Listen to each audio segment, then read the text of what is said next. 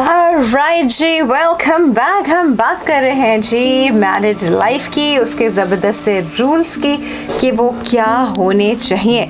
तो भाई बहुत सारी चीज़ों में बात होते होते जो है बात सबसे पहले वहाँ पर आई कि दोनों एक साथ कभी भी गुस्सा ना करें और दोनों जब भी बात करें तो पुराने मुर्दे उखाड़ के मत लाएं, ठीक है।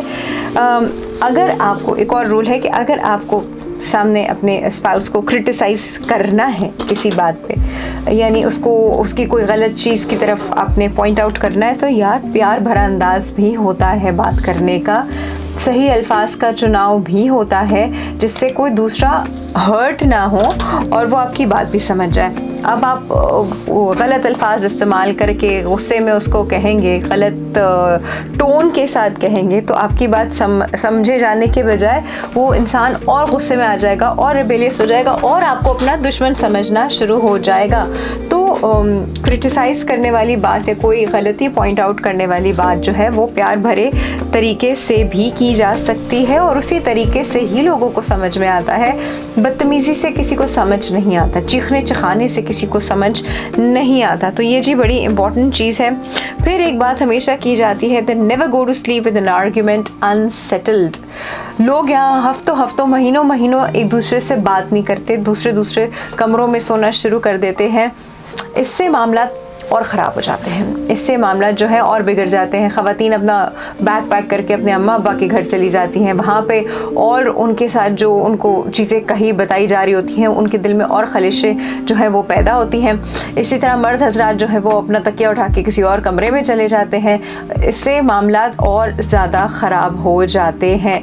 तो कभी भी जैसा भी मामला हो, जो भी मामला हो, कोशिश करें कि आप जब सोने जाने वाला टाइम हो उससे पहले आप अपने मामलात को सुधार लीजिए, बात कर लीजिए, आर्ग्यूमेंट के साथ नहीं सोइए। अगर रात को ही आर्ग्यूमेंट हुआ है तो आप फिर समझ में आता है कि शायद आप इसको चलो ठंडा होने के लिए एक दिन दे दें या स्लीप ओवर इट, लेकिन बात यही की जाती है कि जितनी जल्दी आर्ग्यूमेंट को सॉर्ट आउट कर लिया जाए उतना खूबसूरत वो रिश्ता रहता है, ठीक है जी।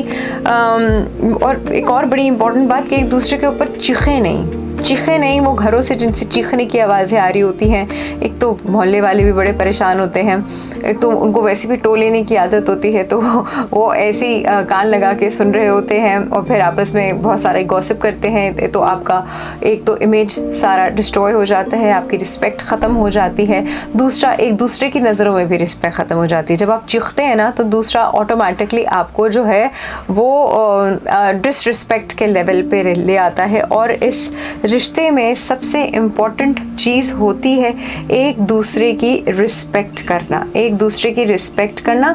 रिस्पेक्ट होगी तो बाकी सारी चीज़ें ऑटोमेटिकली सही हो जाएंगी।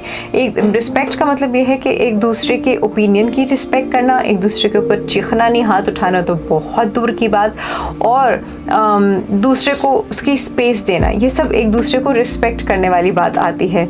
और दूसरे की बात सुन भी लेना, मान भी लेना कभी कभी, ये एक दूसरे को रिस्पेक्ट करने वाली बात आती है। अगर आप ये नहीं करते तो फिर आप अगर रिस्पेक्ट नहीं दे सकते तो रिस्पेक्ट इन रिटर्न एक्सपेक्ट भी मत कीजिए। एक कॉल है जी हमारे पास। अस्सलाम वालेकुम।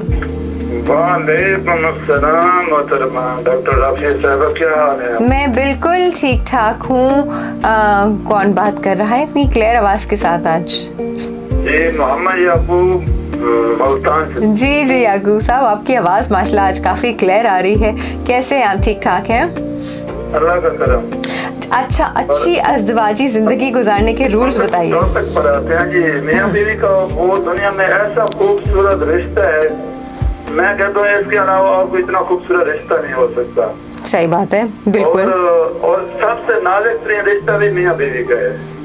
हाँ, नाजुक भी है, ये भी बड़े मसले हैं। तो एक बात मशहूर है ना, एक औरत गई किसी पीर के पास के मेरा शोहर जो ना मुझसे हर वक्त लड़ता रहता है, तो आप कोई ऐसा तवीज़ दे वो मुझसे लड़े ना। तो उसने कहा अभी कोई, उसने उसका वो पढ़ लिया ना दिमाग उसका, तो उसने कहा कोई बात नहीं, मैं ऐसा तवीज़ दूंगा आपसे वो कभी लड़ेगा ही नहीं, लेकिन एक शर्त है, ये तवीज़ आपने दांत के नीचे रख लेना जब वो लड़ाई शुरू करे, तो आपने मुंह नहीं खोलना। तो उसने कहा ठीक है जी। और जैसे ही वो लड़ना शुरू किया उसने वो तवीज़ निकाल के दांत के नीचे रख कर मुंह बंद कर दिया। वो जगह खुद ही चुप कर गया। 1 2 दिन 3 दिन दिल आकर वो हार गया। वो कहने लगा ऐसे क्या वजह है? उन्होंने कहा जी मुझे पीर ने ये, लेकिन उस तवीज में कुछ भी नहीं था, सिर्फ ये था कि आगे से बोलना नहीं।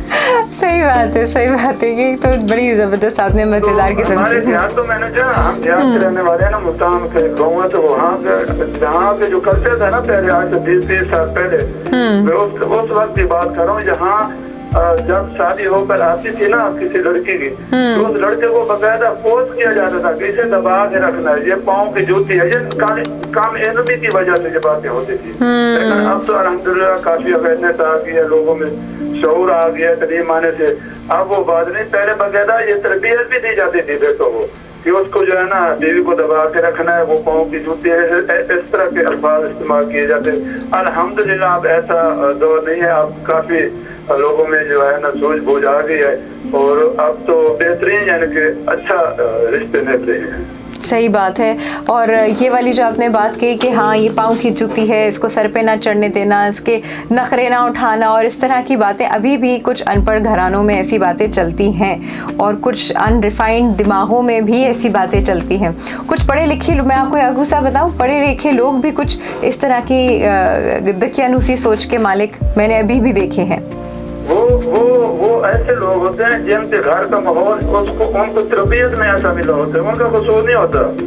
जब भी मियाँ बीवी की आपस में कोई ऐसी बात हो तो बच्चों के सामने कभी ऐसी बात न करें, उनका असर उन पर बुरा पड़ता है और वो एहसास कमतरी का शिकार हो जाते हैं और वो डिप्रेशन का शिकार हो जाते हैं। सही बात, बड़े होते हैं। सही बात है, बिल्कुल सही। चलिए जी, बहुत शुक्रिया, थैंक यू याकूब साहब, बहुत शुक्रिया आपकी कॉल का। अपना ख्याल रखिएगा, अल्लाह हाफिज़। और राइट जी, बड़ी उन्होंने खूबसूरत एग्जाम्पल के साथ एक बात समझाई, चुप रहने का तावीज़। और हम यहाँ पर जो है वो एक ब्रेक लेते हैं, ब्रेक के बाद विल बी राइट बैक।